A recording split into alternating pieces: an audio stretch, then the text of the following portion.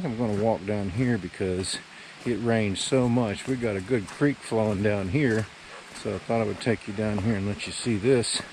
This used to be a spring way up in the hollow when I was a kid, but it dried up at some point and it only runs now when it rains.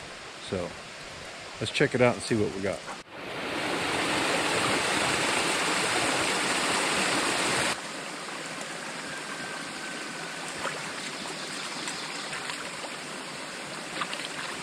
You know, the other thing is that it wasn't that long ago, like about 6-7 weeks ago, that there wasn't any leaves, and now everything is just in full bloom, I guess you should say, or blossom. All the leaves are out, and it's like a jungle again.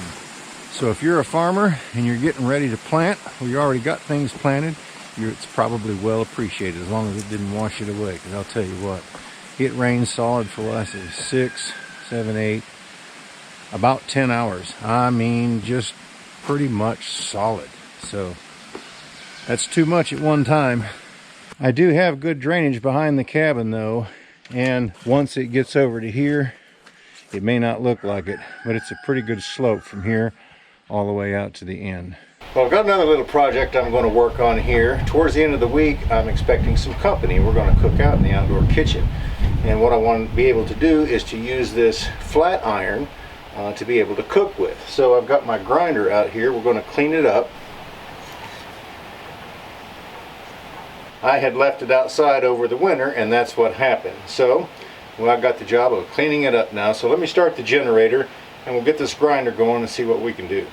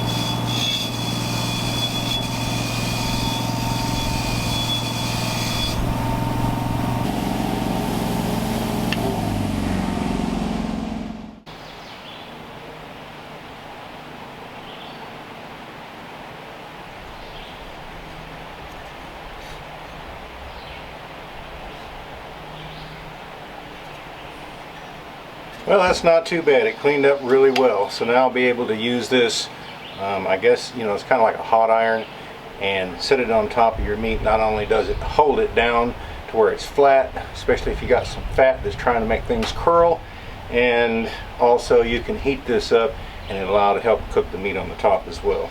Well, I gave him some dog treats and left him in the house because I'm really curious to see what happened down here with the creek. Now this is about 8 hours later after it quit raining, so we'll see what it looks like.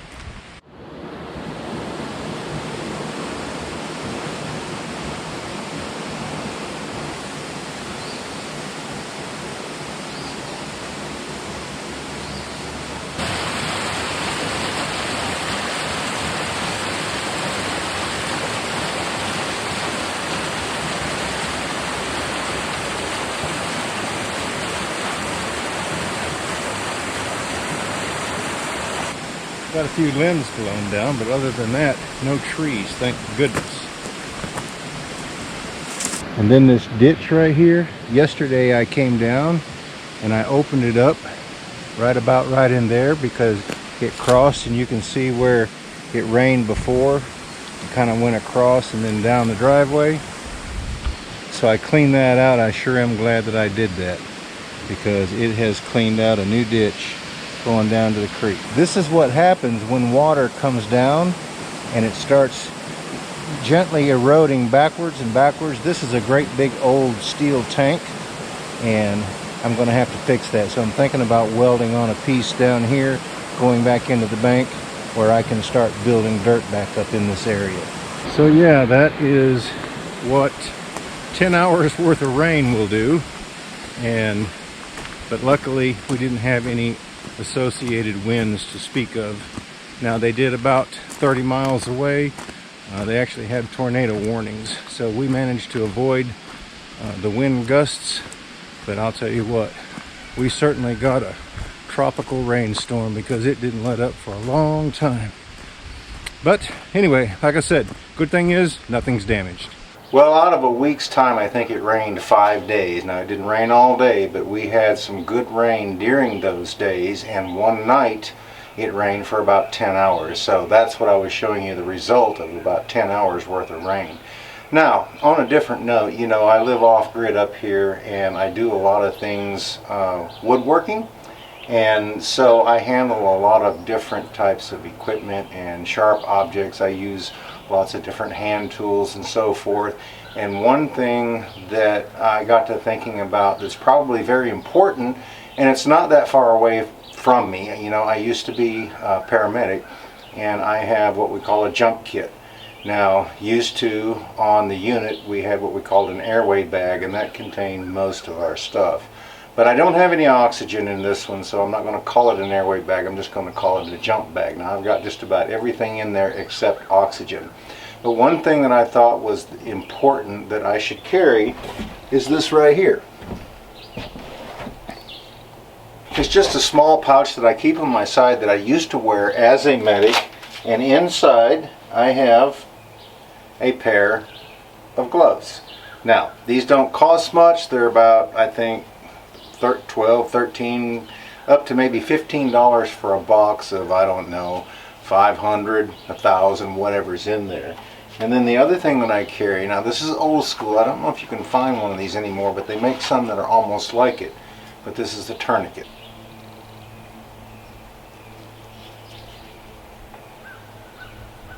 Now this may be old school, but it still works. It's got Velcro on there, and you use this if you cut yourself very deeply and it's hard to stop the bleeding. Now what you want to do, hopefully, is have gloves on. Now in the event that I didn't have gloves, I would just apply direct pressure. Okay? But if I can, try to get at least one of these gloves on there, apply some direct pressure, and then you want to apply your tourniquet. And this one is big enough to go on the leg. I can get it around my arm, the small portion of my arm. I may have to go around it twice, but I'll get it on there because they're made out of rubber and they're stretchy, right?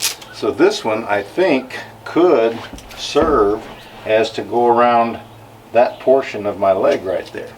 And what that's going to do is that's going to help provide pressure without you using your hand to keep the bleed down as much as possible, because one thing you don't want to do is you don't want to lose a whole lot of blood. So this would be very important being out here off grid, because I'll tell you, I am 13 miles away from the nearest ambulance. I'm also 13 miles away from the nearest hospital. Now that's country roads. So it would take me a little bit longer than it would for somebody that lives in town to get there, because I have all these curves and everything that I have to account for if I was to try to get there in my own vehicle, right? So having a tourniquet could be very important to you, especially if you live off grid and you're doing a lot of manual labor, because if you cut yourself very deeply, then you're going to need one of these to help stop that bleed so that you can get back to the cabin if you're off down in the woods, or get back to your vehicle if you're out camping or whatever, and get to, you know, the facility as soon as possible to be able to take care of your injury, or just in the house, you know, just living there in town. The tourniquet will help you, like I said, to stop that bleed. And you know, once you get that tourniquet on there, you don't never want to take it loose. Okay? You want to get to the ER as fast as possible, and you don't want to take that loose, because what you could do is, if you start to develop a clot, you could blow that clot by letting that loose, because it's going to allow all that pressure that's backed up in your system to come through that artery or vein and blow that thing out. So one thing, like I said, that you want to do is you want to be able to keep this on there until you get to the facility that's going to treat you. So I think that you can find these on Amazon, and I'll provide some links down in the video description below, but you can find these tourniquets, you can find the gloves, and you can find this little bitty pouch. So what I did is I just kind of roll this thing up. Nothing fancy. I just slid it right down there on the bottom, like so. Then I had these gloves, and I just kind of roll them up, and I just kind of set them down in there, and I fold that over, and it just stays like that right there on my side. So that could mean the difference whether you lose a whole lot of blood or just a little bit of blood. One thing you don't want to do is lose a whole lot of blood, right? So I just thought that that would be important as I got to thinking about it. Now, I always have that jump kit up here in the cabin, but I got to thinking, you know, what if I couldn't make it up here in a hurry? Or what if I was down in the field? So I should probably carry that with me to allow me to be able to apply that, and then maybe buy myself a little bit of time until I could get some help.